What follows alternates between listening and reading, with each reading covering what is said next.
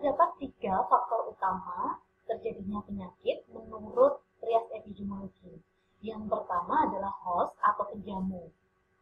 Host atau penjamu ini merupakan semua faktor yang terdapat pada diri manusia yang dapat mempengaruhi timbulnya dari perjalanan penyakit tadi. Yang pertama ada faktor risiko manusia sebagai makhluk biologis yang terdiri dari faktor umur, jenis kelamin, ras, keturunan, bentuk anatomi tubuh, fungsi fisiologis, keadaan imunitas, status gizi, dan kemampuan interaksi dengan penyebab secara biologis. Sedangkan untuk faktor risiko berdasarkan manusia sebagai makhluk sosial, ada faktor adat istiadat, kemudian faktor agama, faktor hubungan keluarga, faktor pendidikan, pekerjaan, status perkawinan, dan kebiasaan hidup atau biasa kita sebut sebagai lifestyle.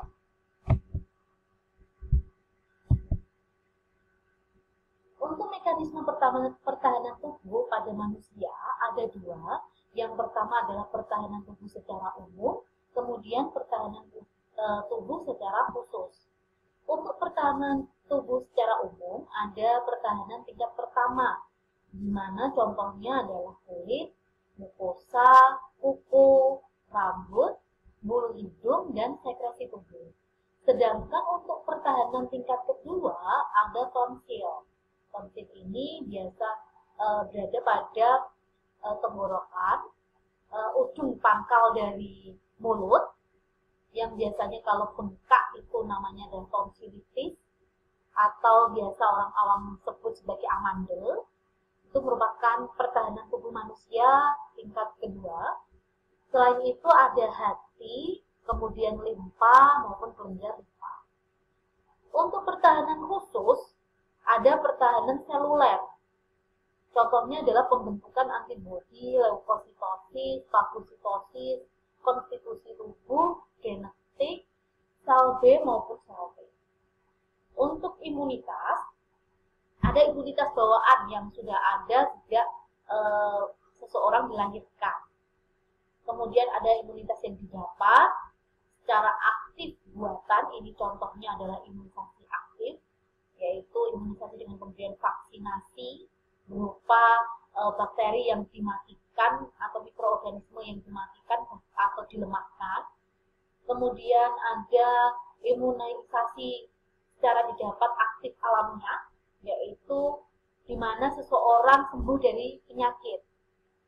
Jadi ketika seseorang dimasuki mikroorganisme, kemudian dia sembuh, maka akan terbentuk antibodi di dalam tubuhnya. Sehingga jika ada mikroorganisme yang sama mendekati atau berinteraksi pada tubuh manusia tersebut, maka tidak akan menimbulkan sakit karena sudah kebal terhadap penyakit tersebut. Kemudian ada imunitas pasif buatan.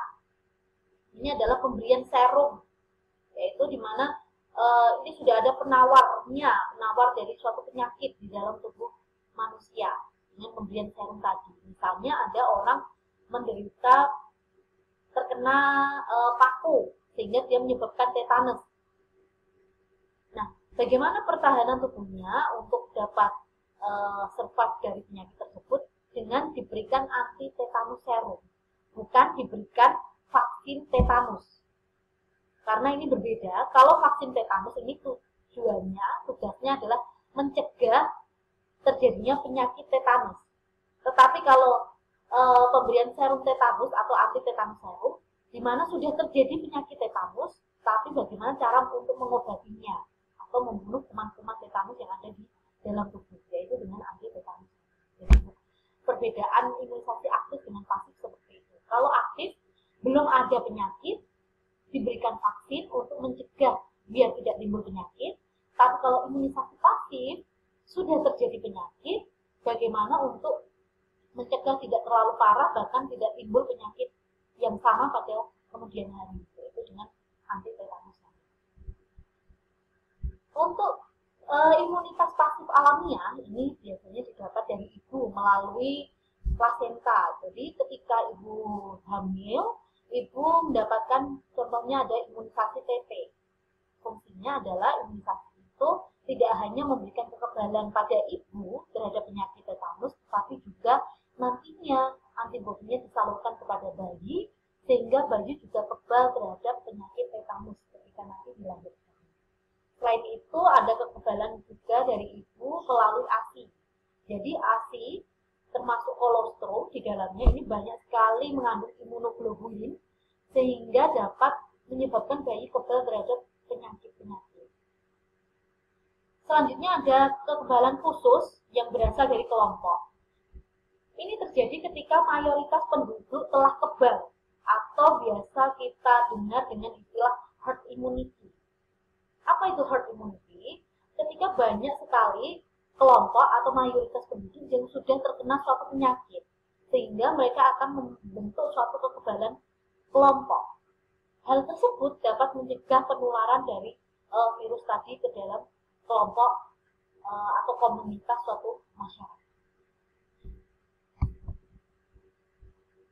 Selanjutnya, apa itu karakteristik dari host atau penjamu? Yang pertama ada resistensi, yaitu kemampuan seseorang atau kemampuan dari penjamu untuk bertahan terhadap suatu infeksi. Selanjutnya ada istilah imunitas, yaitu kesanggupan dari host atau penjamu atau seseorang untuk mengembangkan suatu respon imunologis dapat secara alamiah, yaitu dengan dia sembuh dengan sendirinya terhadap suatu penyakit sehingga muncul kekebalan alami, atau dengan buatan, yaitu dengan melakukan imunisasi sehingga tubuh kebal terhadap suatu penyakit. Selanjutnya ada infektif, yaitu potensi penjamu yang terinfeksi untuk menularkan penyakit kepada orang lain, person to person. Yang kedua, setelah kita tadi mempelajari host, sekarang kita akan mempelajari tentang agent. Apa itu agent? Agent adalah suatu substansi atau elemen tertentu, baik hidup maupun tak hidup, yang kehadirannya bila diikuti dengan kontak secara efektif dengan manusia yang rentan dalam keadaan yang memungkinkan, akan menjadi stimulus untuk menimbulkan terjadinya proses penyakit. Contoh agent ini adalah kuman, bakteri, virus, amuba, protozoa, jamur, dan lain sebagainya. Nah, beberapa contoh dari klasifikasi agent, ada agent nutrisi. Kalau yang saya sebutkan tadi adalah agent biologi. Kalau agent nutrisi, ini contohnya bisa dalam bentuk kelebihan gizi. Misalnya kelebihan kolesterol, atau terjadi HDL-nya tinggi, atau maksud saya adalah LDL-nya yang tinggi, kolesterolnya, kemudian kekurangan gizi baik lemak, protein, vitamin, ini merupakan agent dari nutrisi. Kemudian agent kimia, misalnya zat beracun, karbon monoksida yang menyebabkan seseorang tiba-tiba henti nafas. Kemudian asbes, ini yang bisa menyebabkan kanker, kobalt, atau zat alergenik yang lain. Ini adalah agent dalam bentuk kimia. Kemudian ada agent dalam bentuk biologi, yang seperti saya jelaskan tadi. Ada bakteri, virus, fungi, protozoa, atau cacing. Itu adalah agent dalam bentuk biologi. Agent fisik, misalnya adalah radiasi. Sinar ultraviolet yang menyebabkan terjadinya kanker kulit, kemudian trauma mekanik, misalnya terjadinya pukulan, tabrakan, jatuh, dan sebagainya. Itu adalah agent-agent dari penyebab suatu penyakit. Karakteristik dari agent ini yang pertama adalah patogenitas, di mana kemampuan agent atau bibit penyakit untuk menimbulkan suatu reaksi pada host sehingga timbul penyakit. Jumlah penderita, rumusnya adalah jumlah penderita atau jumlah orang yang sakit dibagi dengan jumlah orang yang terinfeksi. Jadi jumlah orang yang sakit dibagi dengan jumlah orang terinfeksi, di mana orang terinfeksi ini terdiri dari orang yang sakit maupun yang tidak sakit, tetapi dia terpapar oleh virus tersebut. Contoh, hampir semua orang terinfeksi dengan virus cacar. Jadi di dalam tubuhnya ada yang terkena virus cacar, dan dia misalnya ada 100 orang yang di dalam tubuhnya terdapat virus cacar alias terinfeksi virus cacar. Tetapi yang ternyata yang menimbulkan sakit, ada tanda gejala cacar seperti adanya bintik-bintik yang berisi cairan disertai dengan kadang ada yang panas. Nah, itu hampir semua ternyata yang menderita seperti itu. Yang terinfeksi 100, ternyata yang sampai terjadi tanda gejala sakitnya tadi sampai 99. Nah, ini berarti high pathogenicity atau patogenitasnya tinggi penyakit tersebut. Tapi misalnya untuk penyakit poliovirus, ini termasuk penyakit yang low pathogenicity atau patogenitasnya rendah. Maksudnya bagaimana, Bu? Maksudnya adalah orang yang terinfeksi poliovirus tidak semua jatuh sakit, walaupun di dalam tubuhnya berinteraksi dengan atau ada yang masuk virus polio, tetapi tidak semuanya menimbulkan penyakit lumpuh layu tadi. Itu maksudnya adalah low pathogenicity. Jadi saya ulang sekali lagi, patogenitas ini adalah kemampuan bibit penyakit untuk menimbulkan reaksi sakit pada host.